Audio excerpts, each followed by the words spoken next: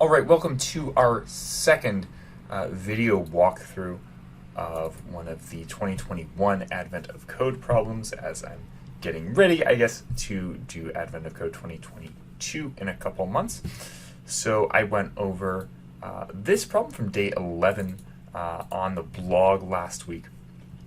And it's an interesting problem. It's more geared towards traditional algorithms and data structures than our previous problem from day 8. So let's go and just start by looking at the problem statement.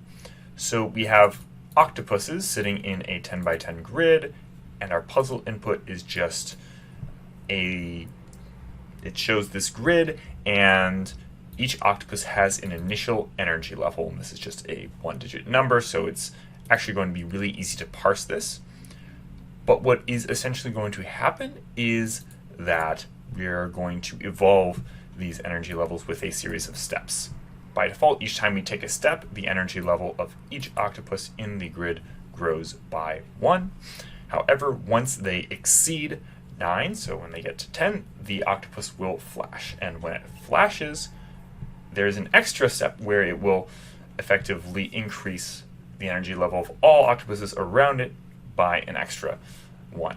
So in this example that we see, we have a bunch of octopuses in the middle. They all have an energy level of 9, so after we take a step, they all go to 0, but because they all flash, the ones around them will also increase by varying factors. So like this one in the corner, it increases from 1 to 2, but because this particular octopus flashes, it will also actually increase to 3, and so on and so forth. And we can see even this octopus right in the middle starts out as 1, but because it has all these other 9s around it, it also flashes and becomes 0. So the main challenge in this problem is going to be doing a breadth first search through this two-dimensional grid and propagating the flashes in an orderly way. Luckily, once an octopus flashes, it's always going to go back to 0. We don't need to there's no possibility of an infinite loop or any kind of cycle like that. So that's good news for us. So the problem is fairly straightforward once you get the hang of this idea, and the main thing we're going to be doing is writing a function to actually take that step. So to start off, as we would for any problem, we're actually going to write some functions to parse this input. And parsing the input, it's not actually too difficult, just because we have a bunch of numbers, although there will be one little detail that we'll need to handle, and that's because we're going to be parsing into a hash map. So we'll start though with the simpler part of this, and that's going to be parsing just a single digit line. That's very easy. We start off with a parser sum digit chart, so we have at least one digit, and we just want a series of those. And in order to convert those into integers, though, we do need the digit to int function, and we're actually going to have to fmap that over our list, and so this gives us a list of integers. So that's how we parse a single line here. Now, in order to get a list of lists there, what we need to do is say, okay, sep n by 1, and we'll use parse digit line combined with the EOL parser. So we're always going to have these separate lines. We've seen this pattern before in our previous video, so that's a pretty straightforward thing. But now we have a list of ints, and this actually isn't a very convenient data structure for us, because we want to be able to refer to these with two-dimensional indices. That just makes things a lot easier, and so we want to convert this to a hash map. We could also use an array, but as you can tell, in this particular problem, we're going to be making a lot of updates and mutations, so we actually want to use a hash map because that's much better for that in Haskell. So we need this function that will do the conversion from a nested list of ints into the hash map, and the way we do that, we'll start out with an expression that we'll call x. So x is going to match each of the integers in the nested list with its column index, and then it'll match each of the outer level lists with its row index. So let's think about what that will look like. So the first step, if we were to imagine a single list of integers, if we take zip and we have 0, 1, infinite list, and we match that up with we match that with any list, then we're going to essentially get the column index matched up. But we want to actually treat this as a function, and we're going to map this function over our inputs. And then we also want to match up the row indices with each of these. So recall, when we do this mapping, it will effectively give us the second part of the expression is basically a list of these sort of nested ints, but then when we apply another level of mapping, or rather we'll apply another level of zipping, so we get 0, 1 there on the result. So now this type, it should be something like a list of tuples where we have an integer, and then we have a list, and we have int. So that's basically the type of x. And now we want to do a nested for loop over this f. So we're actually going to compose two functions that will help us to start constructing the hash map. So for example, okay, hash map, so chord2. By the way, I have it somewhere where I'm using integer tuples, but we could also, I have a type def where we can call this chord2. That's just a lot more convenient. And so we'll take a single one of these rows,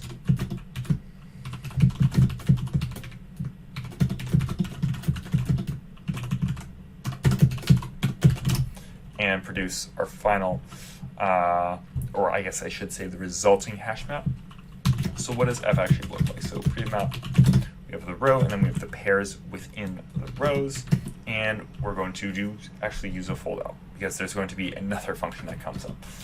So I'm going to leave this undefined for right now, because first we need the next level of the function. We'll call this g.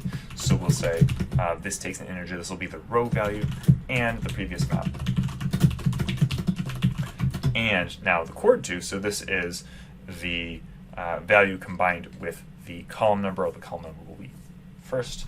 So let's say this is hash map chord2 int.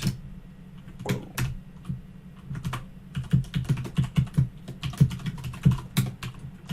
So g, so first thing we have is the row and the previous map, and the column combined with the value. So this is going to be hash map.insert, row column, and the value, because remember we're matching coordinates with values, and we're going to insert that into the previous map, giving us a new map. Now we have our inner loop function. It's a bit easier to see what we do for the outer loop function. We're going to do fold out. On our g function, we'll apply the row number as the first argument of that, so partial function application, and then we'll use the pre-map again. So then we'll just map that over all of the pairs. So how do we combine all this together? Well, again, one more, or this is our top level fold, so we fold f over the empty hash map, and then match that over our x's. So this allows us to do that conversion, and then we just have, I think, one more step here, where really what we want to do is go ahead and do that parsing, and this should be pretty simple, because we're just, we want to parse the 2D digits, but we want to do a hash map for nested lists. And that gives us our solution. So that's how we're going to be parsing our input. We can actually go ahead and plug that into both of our basic runner functions. So we'll have the initial, call it initial grid, I guess, and we're using our parse file combinator, very similar to parse lines from file, except we're just using one combinator for the whole file. Basically the same function, just doing a little bit less work. So parse file with that combinator we just wrote, parse 2D digit hash map on our file, and now just return 0 because we haven't done our solution just yet. So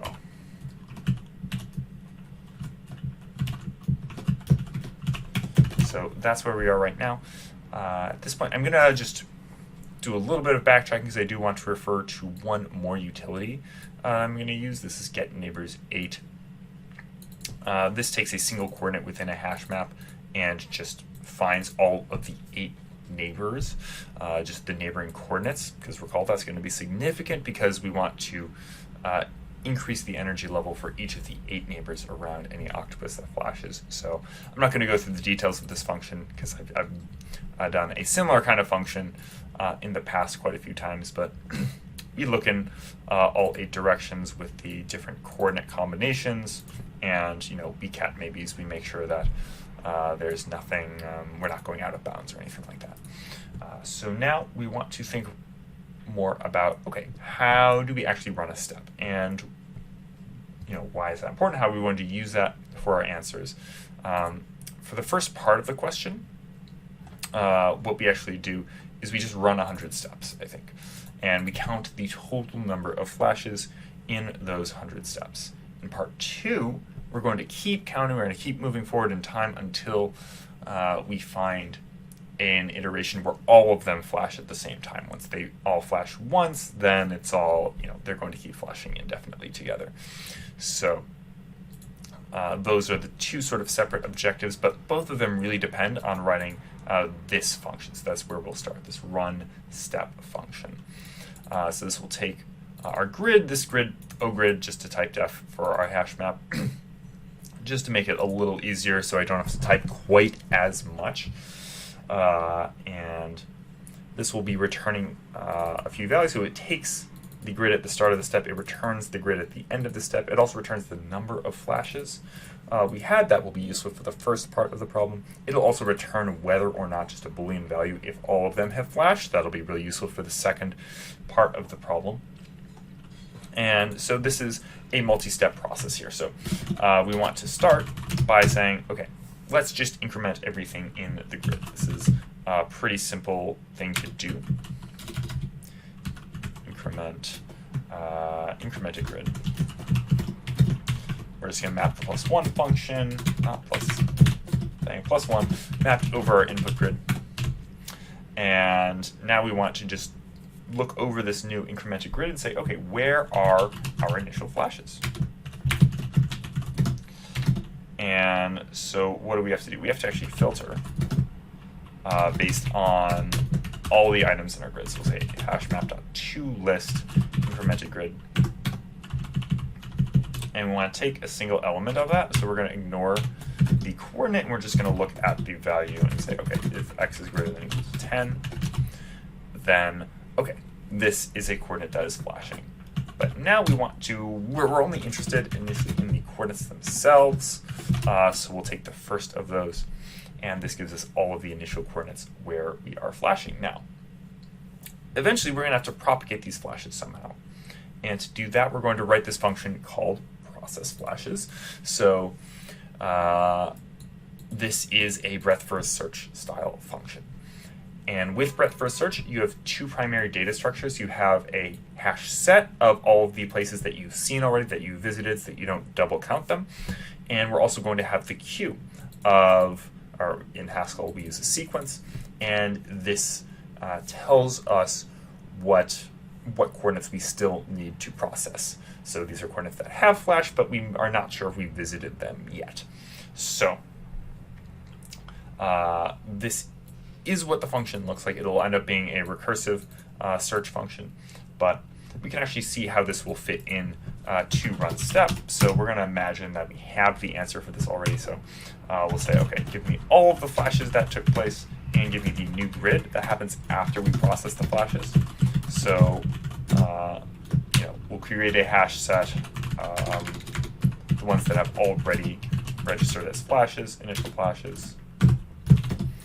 And I think we'll also just want, similarly, an initial sequence, sequence.fromList.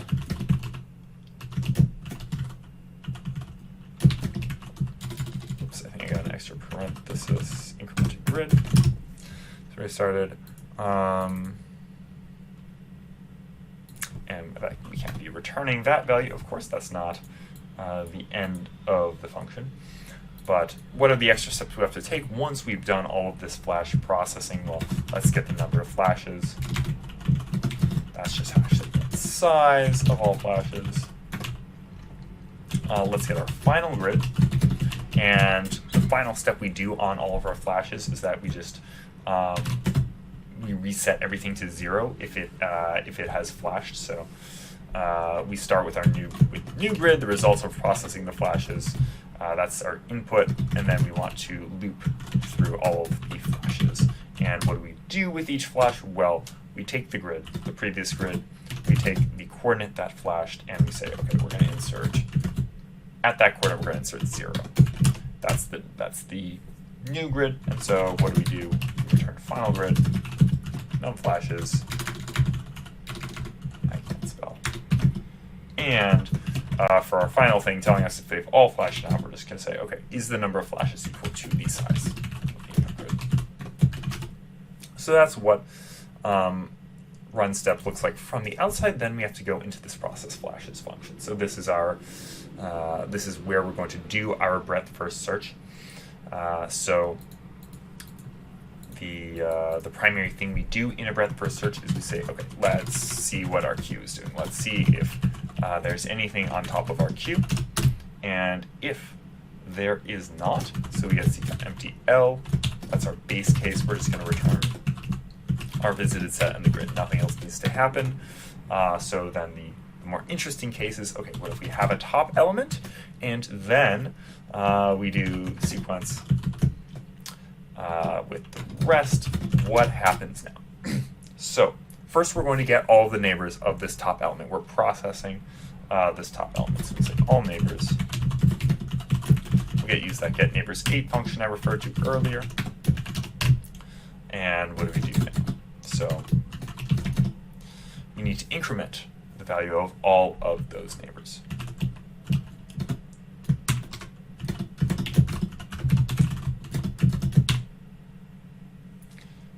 Okay, so what are we doing?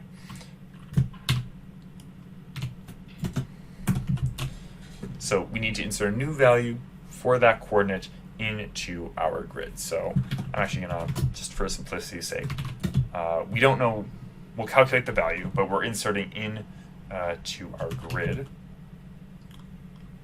right? Although we have to track which grid this is. This is a little bit complicated. Our fold L,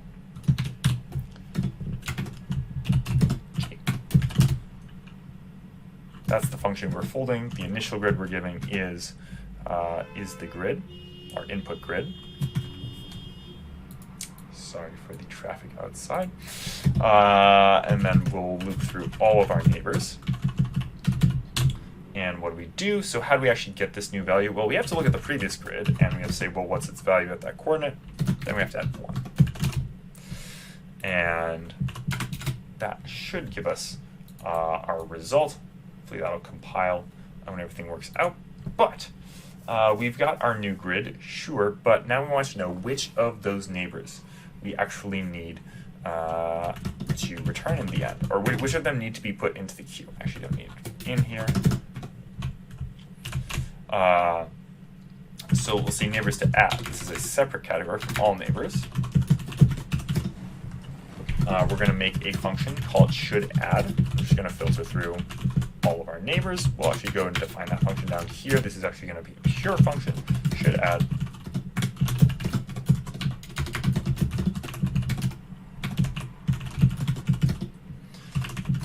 And so the question is, okay, did this coordinate start with at least at least 9?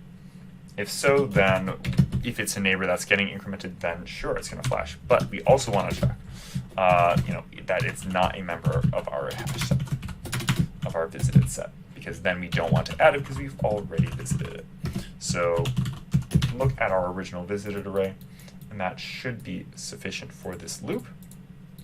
So now we're filtering, we're getting our neighbors. We'll create our new visited set, and so we'll say,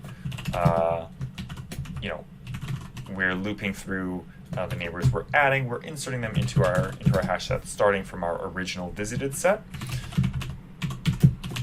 Neighbors to add. And now we'll do the same thing with our queue. So we're doing another fold sequence dot insert, and so our function here will say rest, and we'll say neighbors to add. And now we are basically ready to do our recursion. So we'll say process flashes with the new visited set and the new queue and the new grid. All of our items have been updated, and so that's what we get. I missed recording here. So that should be working now. This all looks like it's going to be compiling. In fact, we can go ahead and just do a compile. So I just try to load up GHCI, make sure it's all, make sure there are no problems here. Okay, there are no problems. So now we have to go ahead and answer the question now. So we have these two different functions here, run step count and run till all flash. So this will be for the first part of the problem. The second function will be for the second part. So run step count is, we're just going to have a counter. And this is just going to be a countdown. So once this function reaches 0, we're actually just going to return our results. So our grid, we're returning the grid and returning the number of flashes. I suppose we don't have to return the grid, but it's fine. A little bit redundant there, but that's okay. And now we suppose, okay, what if it's anything else? So what if we're not at the last step? Obviously, we need to run a step. So we have our grid, we have our previous number of flashes. And so we get our new grid, and we get a new flash count. We don't care right now if they all flashed. We run a step on the grid. And then we just have to incorporate those results. We make a recursive call, so we say run step count, I minus 1, new grid, flash count plus previous flashes. Results. So that should work for our first part. So we'll go back up here and say, okay, give me all of the flashes that are, let's run the step count. So we run step count 100 on the initial state, initial grid, 0. These are our number of flashes, and we return that value. Simple enough. So with that, we should actually now be able to run our tests. We should have 2 of them passing now.